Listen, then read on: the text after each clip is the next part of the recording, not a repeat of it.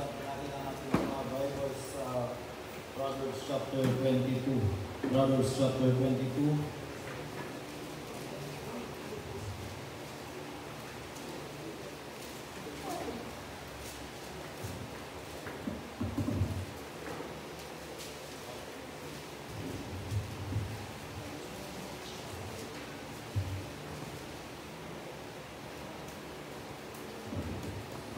Verse number 6.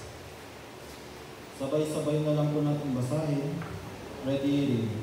Train up a child in the way he should go, and when he is old, he will not depart from it. Let's pray. Lord God, thank you po sa oras po na ito. Maraming po salamat sa kalakasan na pinagdalag niyo po through the days, Lord.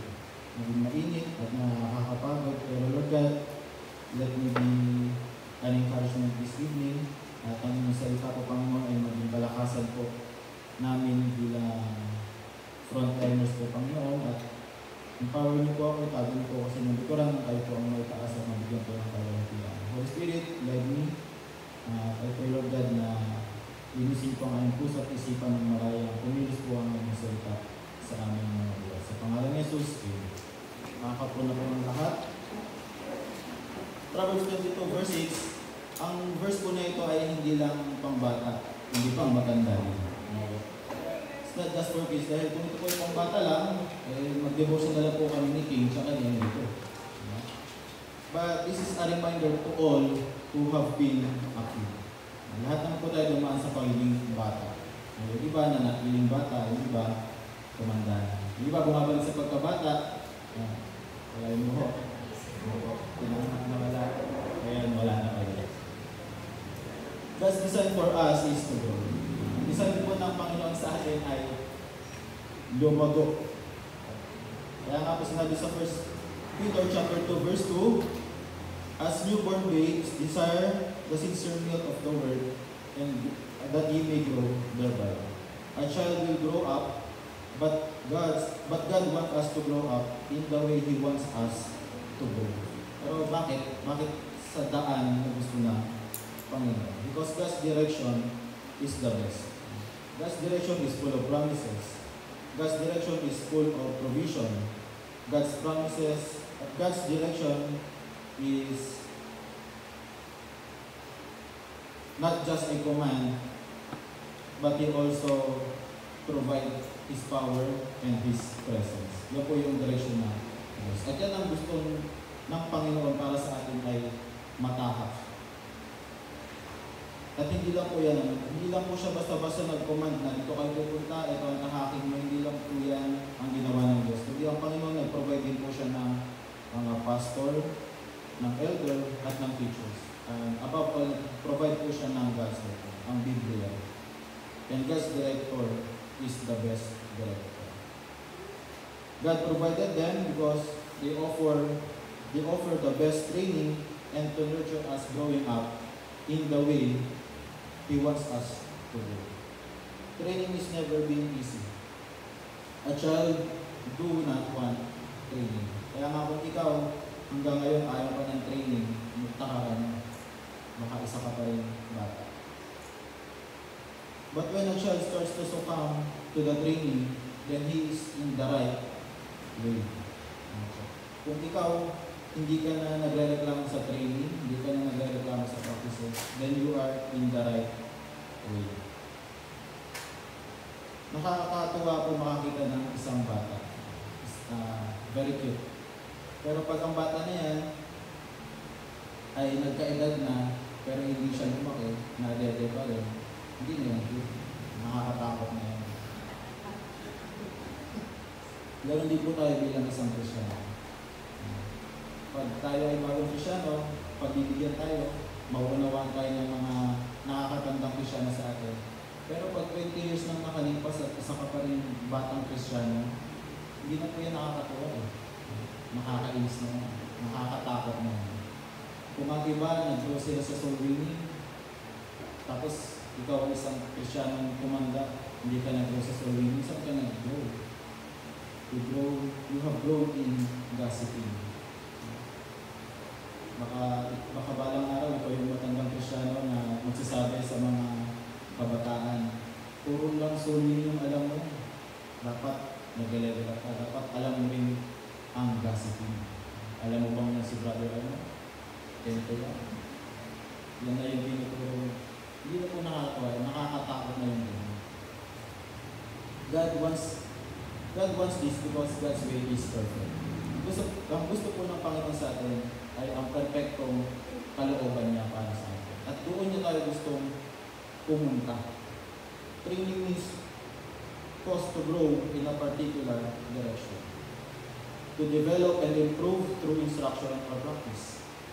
Tayo po ba ay nag-improve? Baka naman hindi natin i-receive yung instruction. Kaya hindi tayo nag-develop. We should start asking ourselves, am I growing? Bakit kung hindi? Baka isinasantabi po natin ang mga pangangaral sa atin ng mga elders ng simbahan o ng pangangaral ng salita ng Diyos. Isa pa pong meaning ng training is to teach so as to make fit, qualified, or proficient. Kaya nga sa bahay pa lang, tinuturuan ng mga batang mag-pray para pagdating sa Sunday school, kaya nilang mag-pray. Kung walang magtuturo sa'yo sa bahay, turuan mo sarili mo mag-pray. Bago ka matulog, mag-pray ka na. Bago ka kumain, mag-pray ka. Pag nagising mo, mag-pray ka. Para pag nandito ka sa church, hindi ka mahihiyang mag-pray pag ito yung binigyan ng mic.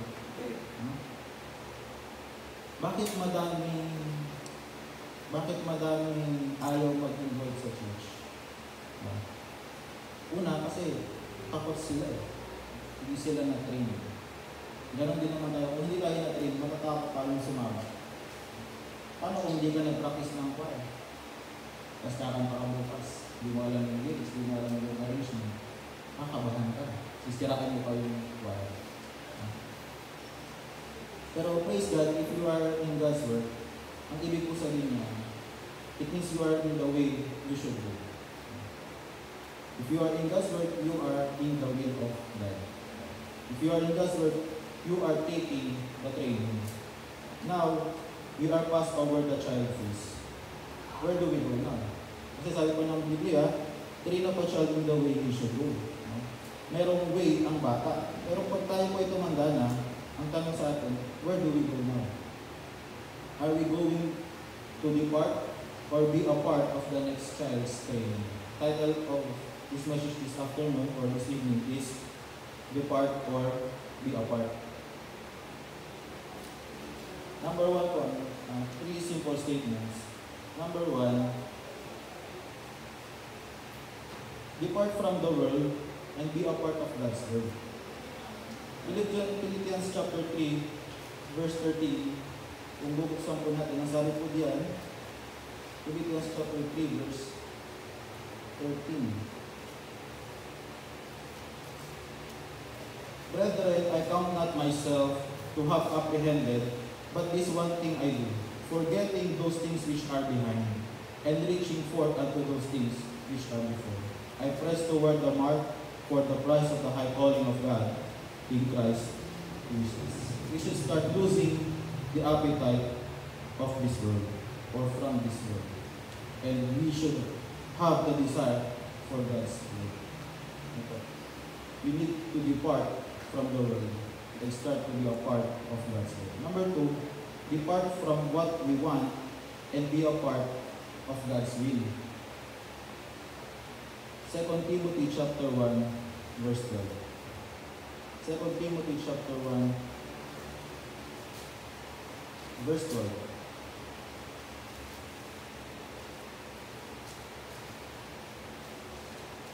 For the which cause I also suffer these things, nevertheless I am not ashamed, for I know whom I have believed, and am persuaded that he is able to keep that which I have committed unto him against that day. God remembers what you commit against that day. You chose him over your wants. Naalala ko ng Panginoon yung tinalikuran niya na bagay para piliin ang gusto ng Panginoon. Ano po ba yung binitawan mo bago ka sumali sa pagiging choir member? Ano po ba yung binibitawan mo tuwing Sabado ng umaga bago ka sumama mag-serving? Ang dami pwedeng gawin eh. Pwede kang maglaba, pero isasantabi mo na, sasama ka sa serving. Itong oras na to, Sabado ng hapon, kung di tayo naligtas, nasan tayo? Pero isinangtabi mo yan. At hindi po yan makakalimutan ng Diyos. Siguro isinangtabi mo yung mga gusto mong gawin sa buhay mo. Ikaw na yung people, ang dami pwedeng gawin. Pwede ka lumabas kasama ng pagkata mo, ng kapase mo. Pero mas pinili mo sumama sa ibang matatanda ng simbahan. Makipag-practice kasama sila. Hindi yan kakalimutan ng Diyos. Siguro isinangtabi mo yung karir mo. Pinili mo ang kagustuhan ng Diyos. Hindi yan kakalimutan ng Panginoon. Isinangtabi mo yung fashion ng mundong ito. Tinapon mo na yung two-piece mo. Ikaw na lalaki, tinapon mo na yung swimming trunks mo. Hindi yan makakalimutan ng Diyos. Depart from what we want and be a part of God's will. Number 3, depart from waltzing, be a part of walking. Yung waltzing ko, hindi ko sabihin yan, is an easy win. Or an informal way to say, an easy accomplishment or victory. Dapat tayo po bilang tumatanda na, hindi na tayo pipili na kung ano yung madali. We need to embrace the hard training. We need to embrace the hard word of God. Huwag na tayong pipili nung madadaling tanggapin na verse. Dapat yung mga heavy na verses na yung ninanaman natin, yan yung sinasabuhay natin. Hindi yung hanggang ngayon, ang gusto mo lang marinig na verse, casting all your care upon me. Dapat, pilihan gusto natin yung mga dikdikan na verse. Bawal mag-jowa yung mga yan dito. Makakalimutan ng mga word in music. Kaya dapat yung nai-embrace natin.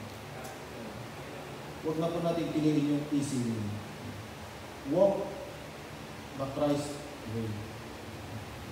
Maganda pa rin yan, walk the Christian way.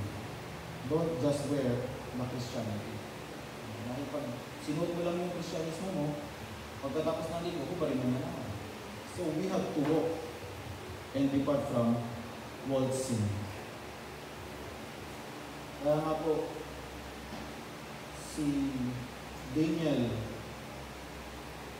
Mr. Daniel, na nagsulat po ng kantang For I Know Whom I Have Believed. Born on November 2, 1890, was raised in a religious family.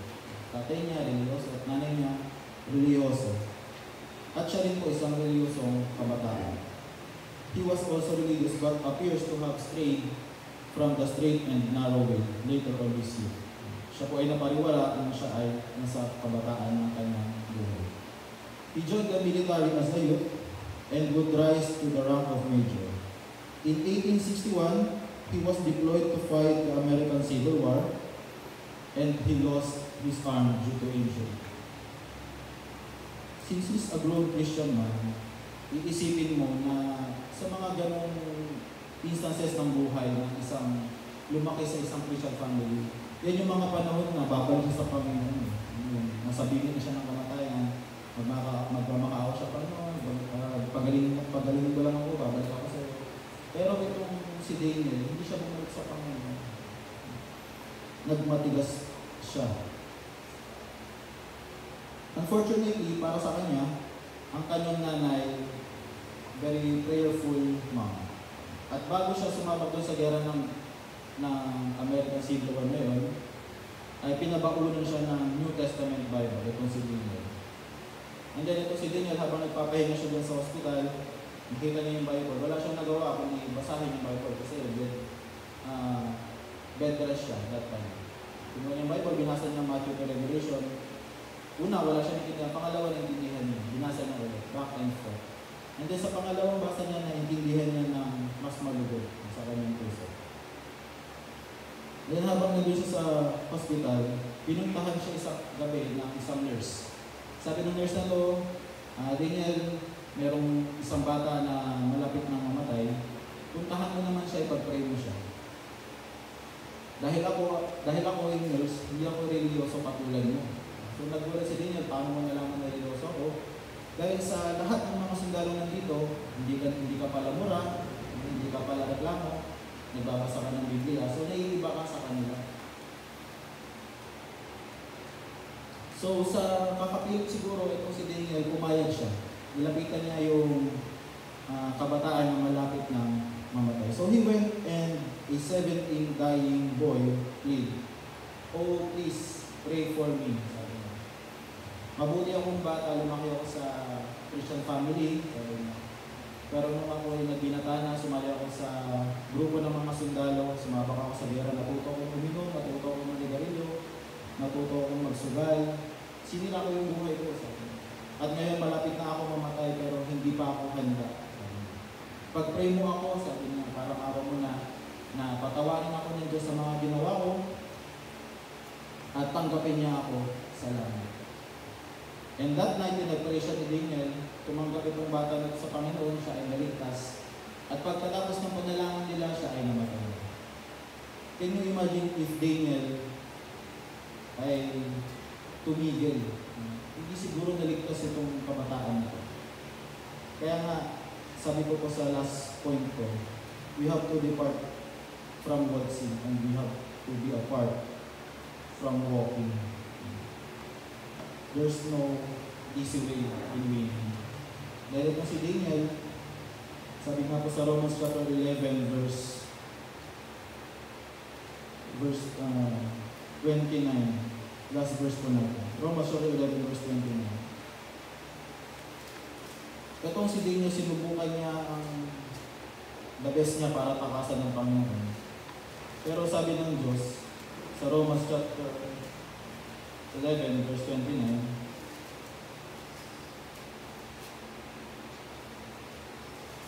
"For the gifts and calling of God are without repentance." Kahit tumalikod ka, ang pag-call sa iyo ng Panginoon hindi magbabago. Minsan mag-iisip ka, baka alis na lang ako sa choir, alis na ako sa ministry. Nagkamali lang ito, nilagay niya ako dito. Pero hindi po. The gifts and calling of God are without repentance. Can you imagine, we are all called to repentance. So, paano pag ang Diyos ay gaibang ka ng isip? Hindi wala tayong solution. Pero buti na lang, the gifts and calling of God are without repentance. Hindi po siya nagkamali na nilagay tayo dito sa ministry na ito. Meron tayong may isip na naging kaibigan natin, nakasama natin dito sa ministry once. Ngayon wala sila. Pero ang panawagan sa kanila ng Diyos hindi nagbago. Balang araw ibabalik sila dito. Kaya tayo, huwag din tayo maalis para pag sila bumalik, madadatnan nila tayo dito sa simbahan. Let's pray. Panginoon, maraming salamat sa inyong salita. I hope, Lord God, and I pray that this message has been a reminder to every one of us na hindi po kami mag-depart sa training na pinagkala dito sa amin under this church, Panginoon. Pag-pray niyo po ang practice, galing po ang aming pastor na may Bible study, galing po siya sa kanyang pupuntahan. Bigyan po siya dito ng ligtas, galing po ang mga choir members at mga Sunday school teacher. Kung tawag niyo po mga officer, galing niyo po ang nawalang lakas sa pagpahinga po mamaya at maging ready po at maging excited sa pag-serve po sa inyo sa araw po ng bukas. Lahat po naman ito ay aming panalangin sa pangalan ng aming Panginoong Jesus. Amen. So, bilin po ni Pastor, maglaan lang po tayo kahit ilang minute lang po. Pag-pray po natin yung service natin bukas from the people in audio, the ushers, Sunday school teachers,